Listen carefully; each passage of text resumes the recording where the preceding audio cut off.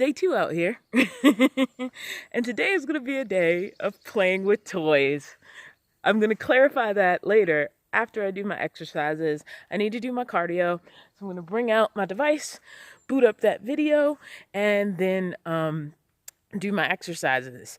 Now, I have had people recommend to me some fascinating YouTube exercise programs, but in this situation, I have spotty to kind of not reliable internet.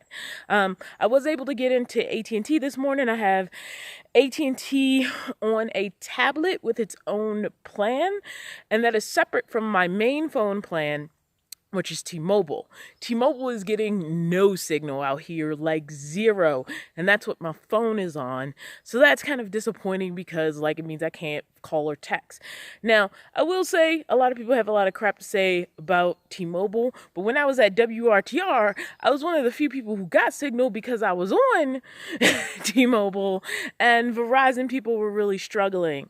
And the thing is, I heard somebody else say it, if you can have a couple of devices on different providers, sometimes that gives you a little bit of a bridge. I think if I want to do more like BLM dispersed type camping, I do need to think about how important a cell phone booster would be. I did make sure my best friend had an idea of where I was. But, the fact is, if something were to happen, even though I've seen exactly one truck and I think he saw I was here and he was like, well, I don't want to camp around people, and he went away. I am in the middle of nowhere. Wanted to make sure, a couple of people knew where I was or had some idea, and I was unable to text them once I got here. I was able to reach out to one friend via email and was like, hey, just wanted somebody to know kind of where I was. If I don't check in with you by this time on this day, just check on me type situation. But otherwise, everything's been fine. I mean, really, it's just been quiet. To be honest, it was hard for me to sleep because it was too quiet. I've lived around city sounds all of my life, and it's sort of this ambient noise that I'm used to, like the occasional sound of people on the street. I've heard people freak out when people walk near their van, but that's normal. It's when it gets too quiet that I'm worried, because when it's too quiet, if you're from a big city or the hood or any type of situation like that, when it gets too quiet, you're like, oh, well, we're wrong. Something's about to go down. I need to pay attention. So it was almost too quiet, and I had such a hard time sleeping, which is why I woke up so late, because I could just not go to sleep. And then I couldn't boot up any of my distractions. Sometimes I like to listen to audiobooks, and it's and then I can just close my eyes. And why I like audiobooks better than Netflix or Hulu or anything like that is that it requires your the attention of your eyes. So having that booted up, not helpful at all. But if I can get an audiobook to go, then I can just listen to that as I fall asleep. Now, I do have the audiobook app Libby, which is free with a lot of libraries, and you can download free audiobooks. It's not as nice as having an Audible account, because with Audible, you're basically a customer. So any book you want, you can get right away.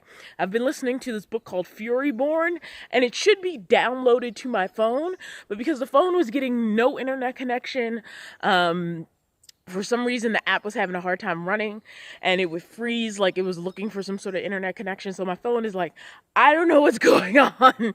Even the stuff I have downloaded, I don't want to play it. And I tried rebooting the app, and it just wasn't working. So I did kind of have, but when I finally fell asleep, I was fine.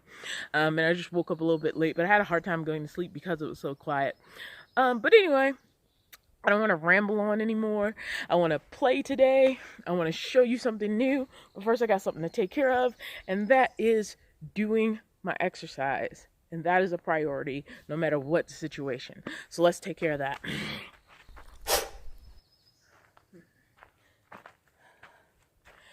So in addition to my DVD, I do have some basically hard copy video files on this tablet that I can just pull up whether I have an internet connection or not. That's the good thing about the DVD player, or hard copies of files that I could put on an SD card.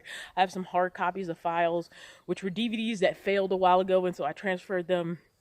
They were just having problems, and so I paid for the freaking exercise videos, and I was not going to rebuy the DVDs, so I ended up turning some of them into files. If that was, within the parameters of what's allowed, I don't know, but I made it happen. Sometimes you have to use a workaround, but they were programs I paid for, and I didn't want to have to rebuy the bloody program. And so a couple of things I have are on data cards or SD cards, like the larger ones, and then I just transferred a couple of those files onto this tablet just to make them more accessible. Again, I don't need the internet to use them, which is their advantage, especially when you're doing stuff out in the middle of nowhere where that's loud, where your signal might be sketchy. That's another reason why I really wanted to get this tent, allegedly this canopy, as it's called. And it would be easier if it was something hooked to the van, but allegedly this canopy is designed for you to be able to quickly set it up at an event or something that's outdoors where you just want some shelter. And so my idea about this, well, first I thought I could exercise under it, but it's actually a little short for that, even though I can stand up in the middle of it. So I was like, oh, if it rains, can you see me?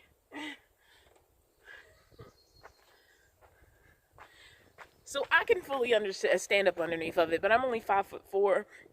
A tall person could not, and also there's really not. As soon as you kind of move in this direction, it becomes too short. But it actually is great for sitting under, for just shade. If it gets too hot or anything. It's kind of more difficult to set up than I thought, but it's not terrible. Like if it was like, hey, you know what? The only way I can exercise a day is to go to a public day use park and set this up, on a patch of ground and put my device under it so that it's not being rained on. Like, it would be possible. And the point of this was to remove some barriers. It was also for camping, which is what I'm using it for right now, as just an extended living space, a way to sit outside and work and still have shade and protection. It's not full protection. I didn't know if I wanted a whole, tent. I definitely wanted something ideally I could stand up in underneath and that would have some space. This kind of borderline met what I was trying to reach with my goal, and enough that I'll keep it. It didn't quite work out on all the levels I wanted it to, but it worked out enough. But I'm rambling, guys. Killing time. I need to get to work.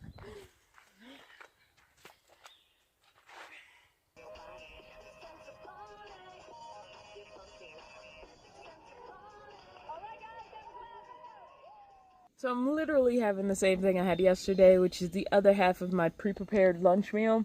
It's already been counted, which is great since I don't have an internet connection and it's really hard to scan things into MyFitnessPal app, which is what I use to track my food and just, track how I'm eating.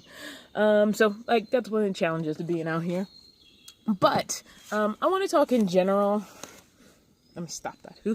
About van life. So a lot of people want to get in van life for one of two reasons, or a mix of both. Either one, to save money, or two, to travel, to be able to go places anywhere they want, to be out, in the middle of nowhere, or just plain old travel. Sorry, this is going to get a bit loud. But anyway, the thing is, people want a lot of things really, really quickly. I have lived in my van for almost 2 years and not had the freedom, time, or whatever accessibility to do something like this for almost 2 years. I keep saying 2 years. It's been less than 2 years, but I'm getting there. What is it? It's June. So in August, I will have been out of standard housing for 2 years. Now, mind you, for the last couple of months, I have been in standard housing, but that was mostly a fluke. And if not for the situation, I just would have, sat it out in my van and figured it out. So I've been, I would like to call semi-static in that, I've been in the same town-ish, I've done some micro traveling, but I've traveled about as much as people who are called weekenders. But when we generally think of weekenders, we think of people who live in a standard house and then might have a small camper like mine and go out occasionally on weekends and on vacations and when they have free time from work. What a lot of people don't fantasize about is having to live in that tiny camper van, even when they're not, vacationing or have free time. Like, there's literally two ways a lot of people tend to see van life. Weekenders who have homes. Sorry, there was a bug. Weekenders who have homes and work a regular job. I'm gonna need my pot holder. I have to go back in the van for it. And, you know, on the weekends they have like some sort of escapist vehicle, sometimes even bigger than mine, but especially with small camper vans, they tend to, you know, regulate those to weekenders, thinking that somebody who needs to be full-time couldn't possibly make it in a minivan. Now, I think one of the greatest proofs against that is probably Nate from Element Van Life. And there's another guy I just saw I watch his videos on occasion, but I don't watch him religiously. And I think he's called the Single Track Sampler. And he lived out of a car for quite a while before he was able to get his van. He got a large standing height van.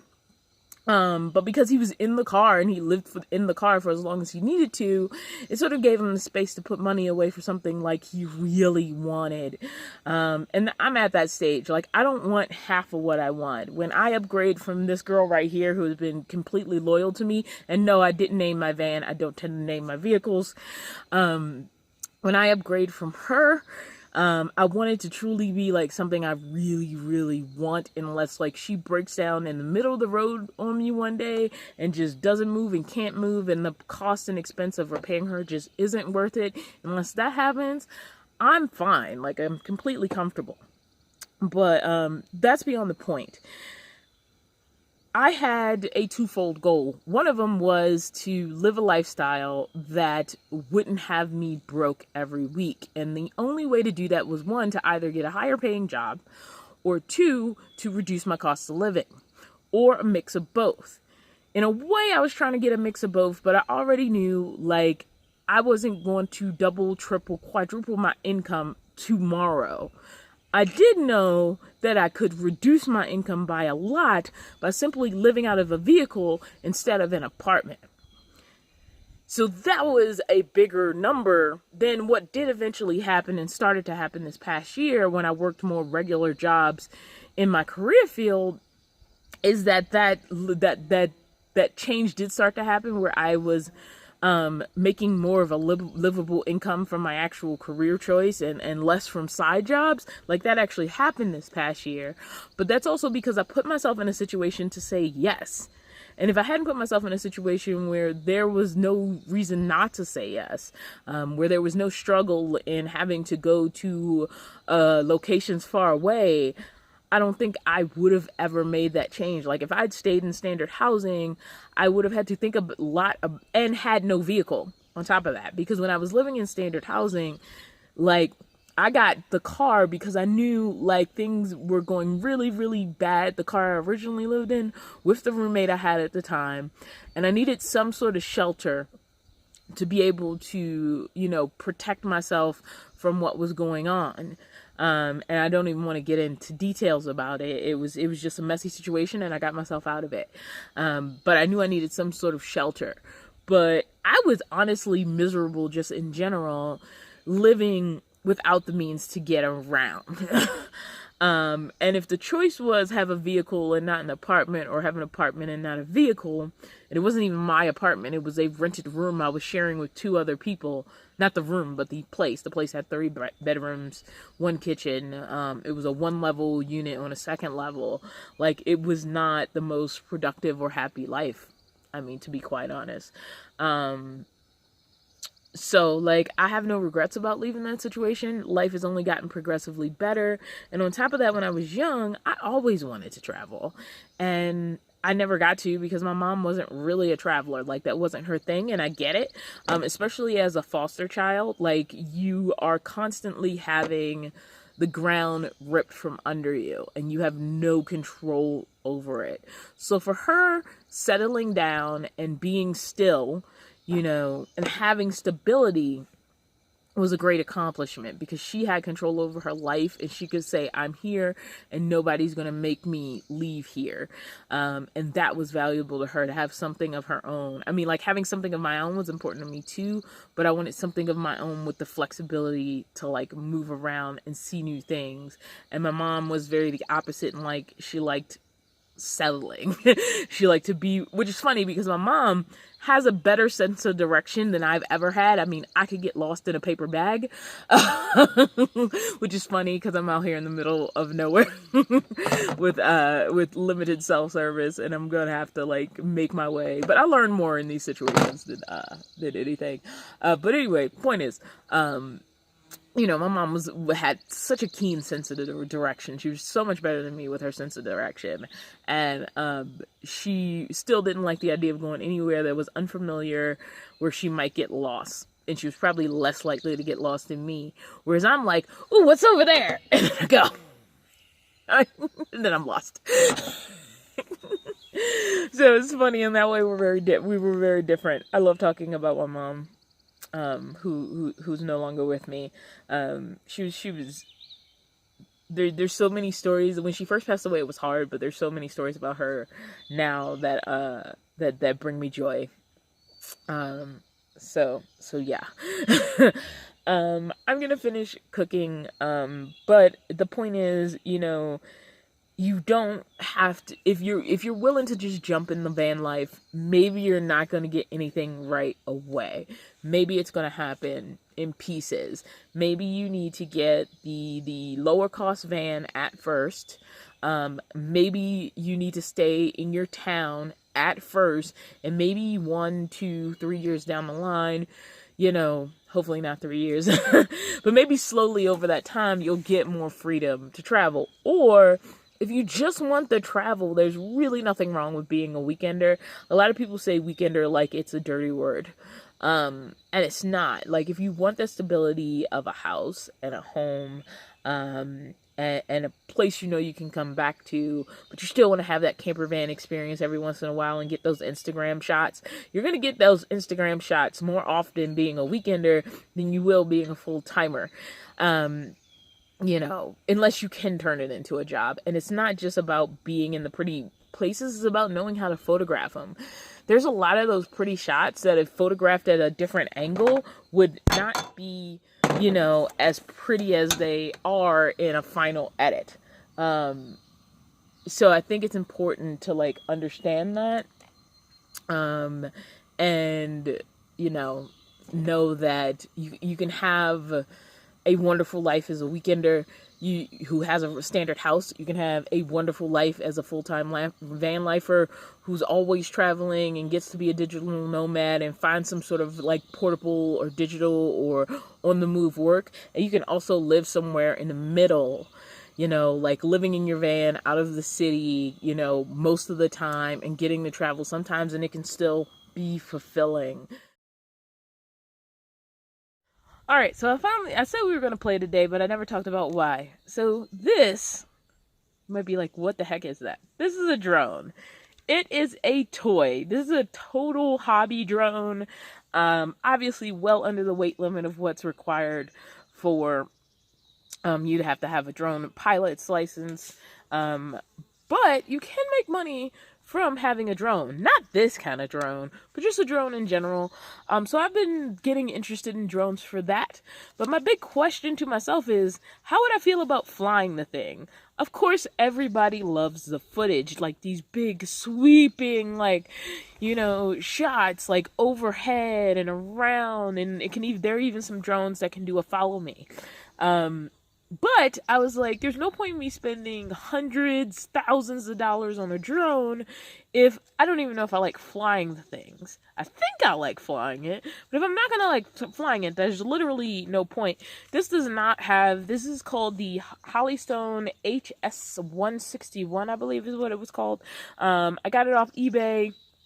I think it was maybe like $60, used from a previous owner. This is the drone. This is the controller. I was looking at a couple of drones where you just control them with your phone, and I was like, no, stop it. Gotta get off. with just the you just control it with a phone app, and I was like, no, that's not gonna work. I'm gonna want a controller. This just flips up and you put your phone up here, and then you have like a little like controller for the drone.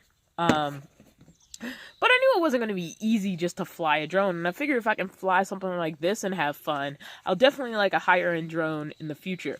I'm not expecting, this can only go so high, so I'm not expecting it to give me like, you know, the most sweeping, epic, like YouTube photography ever. This is literally for me to see if I like flying a drone at all. This drone is kind of unique though. And that's another reason I was drawn to this one in particular. You can just use this as a handheld camera.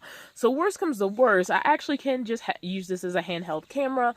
It has a button on top for photo and a button on top for video. Now the thing is, obviously there's no view screen, but if you just want to pull out something real fast and like shoot some videos or photos, you actually can do that with this drone, which I thought was pretty cool. Another use that it has is there's a little light right here.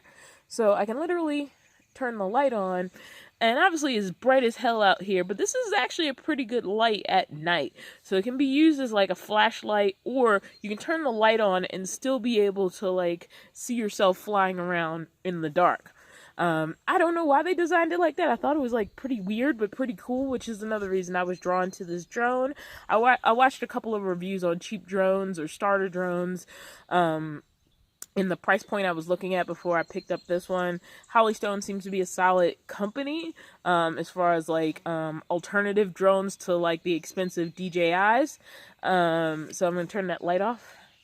In addition to that, this can actually charge your phone. Yep, I'm not joking. So if you want to charge the drone, now you can take the battery out, which is right here, and you can just charge this on its own.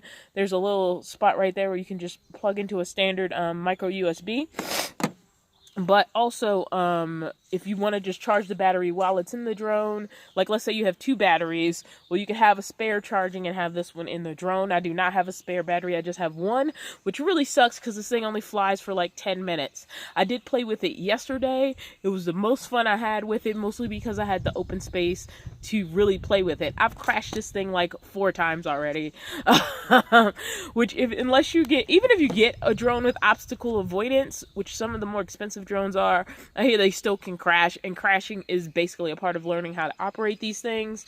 So again, I didn't want to spend even hundreds of dollars on a drone that I was going to end up crashing repeatedly. And this one has no obstacle avoidance except for me. And I've crashed it a few times at this point. So yeah, I'm just going to pop the battery back in there.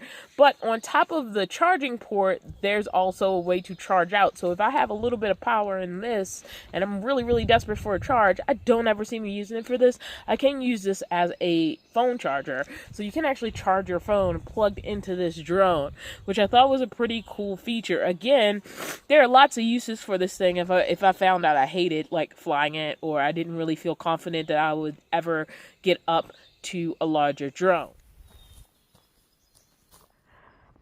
So I am not sure how much the Akaso is capturing right now, and I'm really, really far from the cell phone, so we're just gonna, you know, hope all the shots coming on.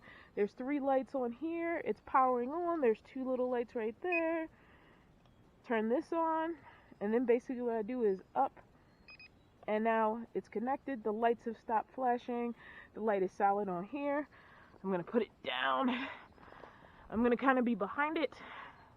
And then I'm going to do the gyroscope. I don't know what that means, but I'm supposed to hold it till I get that beep. Alright, now I need to be able to see where I'm flying. So HS Easy Fly is the app. Oh, I should probably double check that my Bluetooth connected. Oh, sorry, it's a Wi-Fi connection. My bad. You have to remember how all these things connect. Okay, now it's connecting to the Holystone. Connecting. Okay, it's connected. Alright, then we click fly. Fly just brings us into the app. That's what the camera can see right now. Okay, I haven't used most of these buttons up here. There is a record and photo button on the back. So that's how I'm going to do it. Wait a minute, let me see. I don't know. It's not on right now. So, like I said, I've literally not recorded a thing on this. I've just been like, so we did connect properly. All right, let's go. And now we're just hovering.